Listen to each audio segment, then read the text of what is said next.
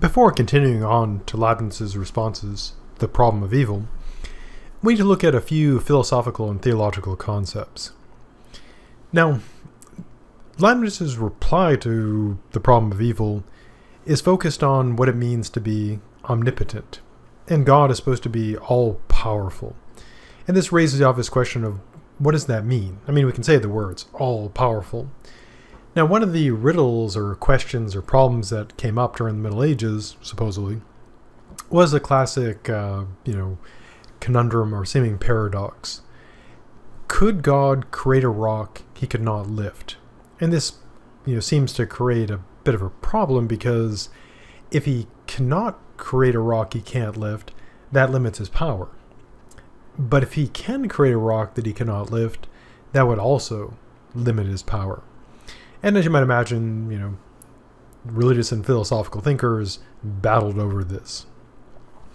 Now, when it comes to God's power,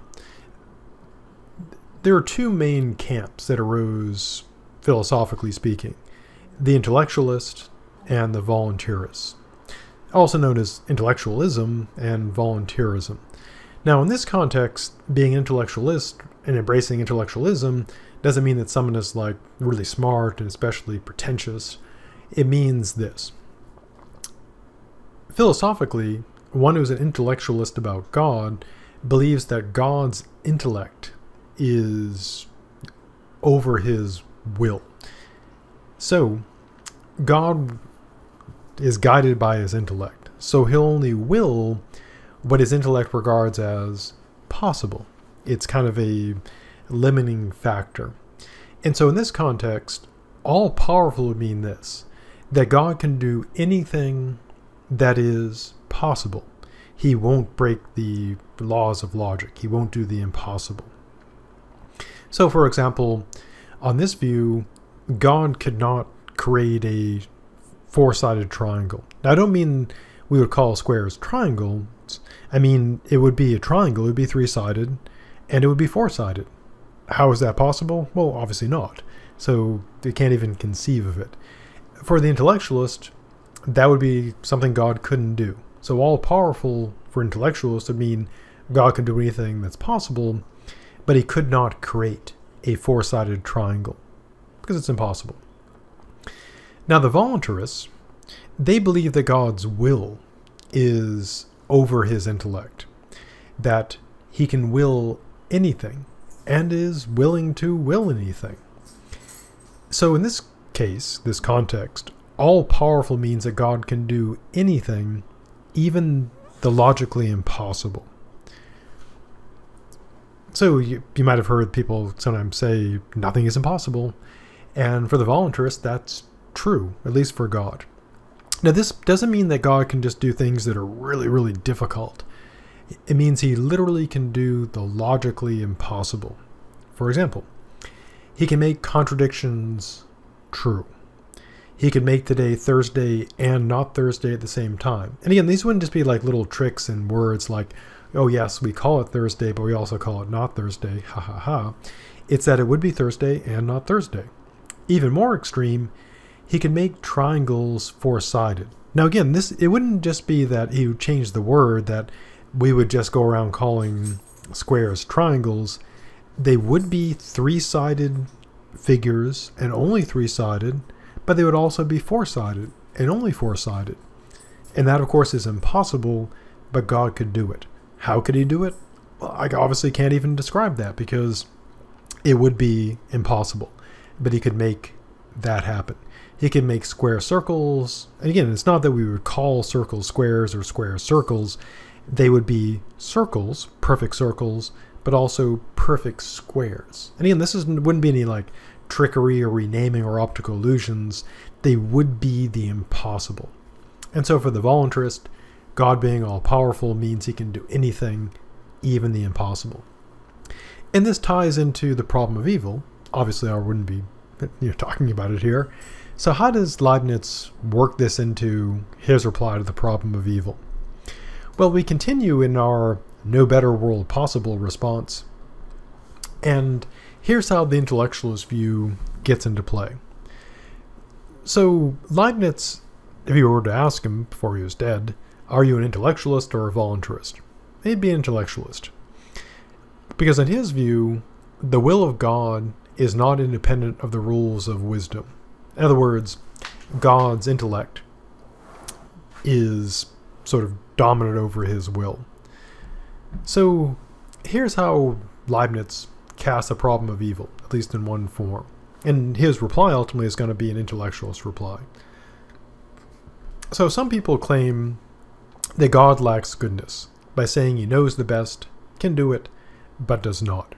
So his formulation of the problem of evil is basically that not that God doesn't exist, but that God isn't good because he knows what is best, can do it, but does not.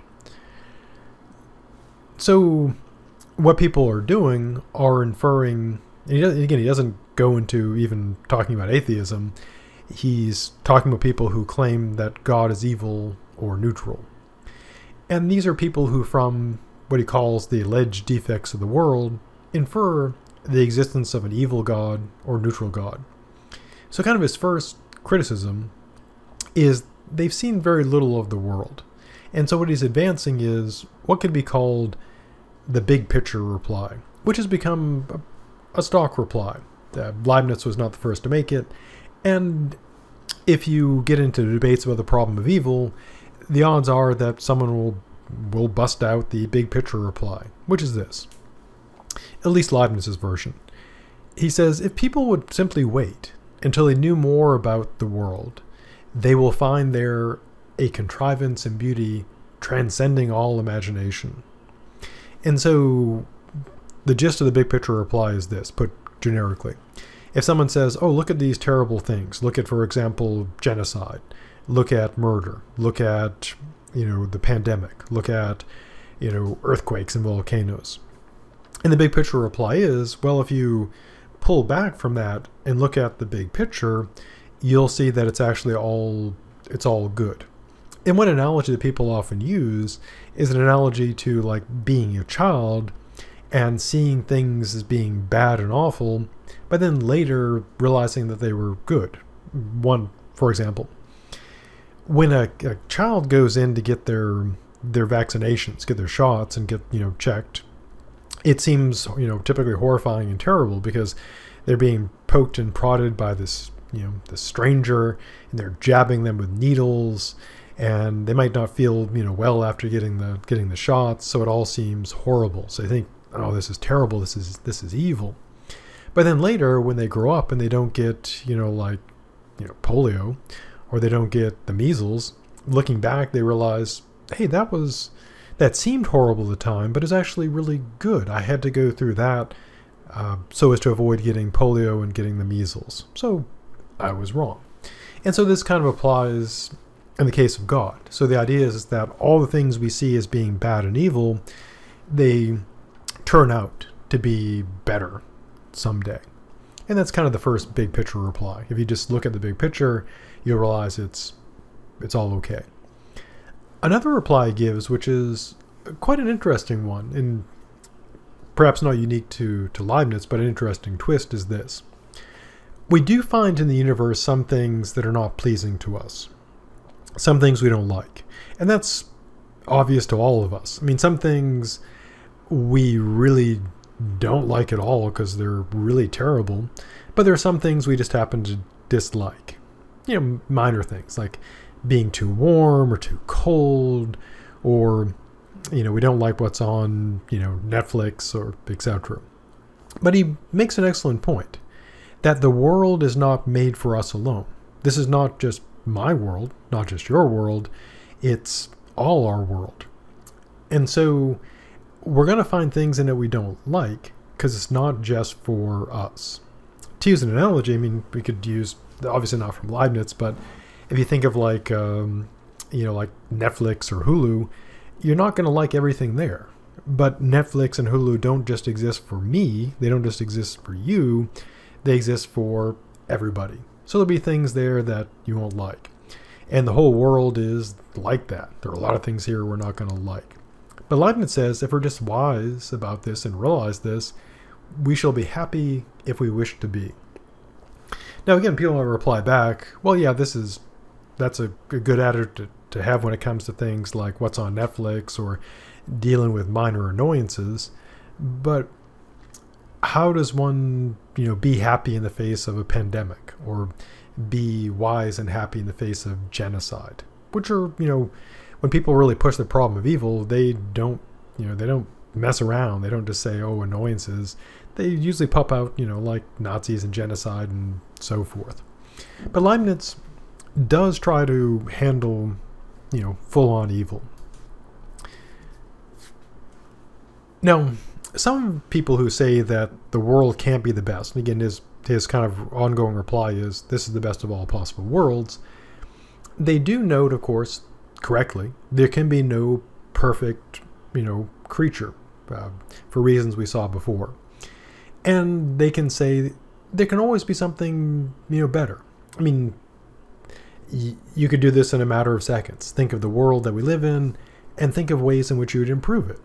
Probably your first step at this point, when this is being recorded, would be to get rid of the coronavirus. And then you'd probably move on to things like, probably like cancer and other, terrible diseases, heart disease, diabetes. And you probably, think about, natural disasters. Let's not have, floods and tsunamis and global warming and all that stuff. There's all kinds of things we'd want to make better. So what's his reply to that? Well, he says, what we can say of a creature, like me, or a particular substance, a particular thing, like, I guess, a volcano, which can always be surpassed. You could always make individual things better. He claims it doesn't apply to the whole universe. Why?